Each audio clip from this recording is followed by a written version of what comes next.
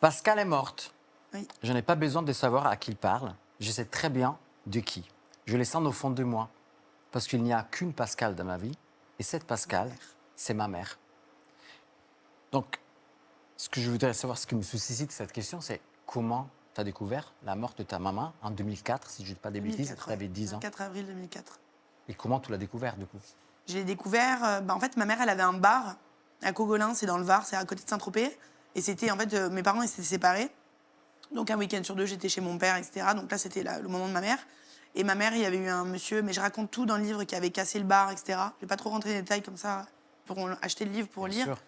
Et enfin bref, donc je passe un petit peu. Mon parrain, donc c'est lui, en fait, il a reçu un coup de fil en disant Pascal est morte, etc. Moi, j'étais à côté. Il avait une pizzeria, donc je pliais les cartons de pizza.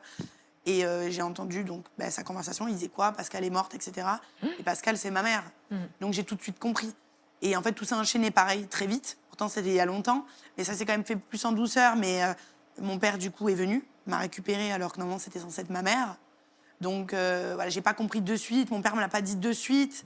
Ça a été en douceur. Voilà. Mais j'ai vu que ma mère ne revenait pas déjà aussi. Et après, mon père a été obligé de me le dire, quoi. Il m'a dit au début, elle est malade, après truc, elle est tombée dans les pommes, dans le coma. Après, il m'a dit, bon, elle est morte, quoi.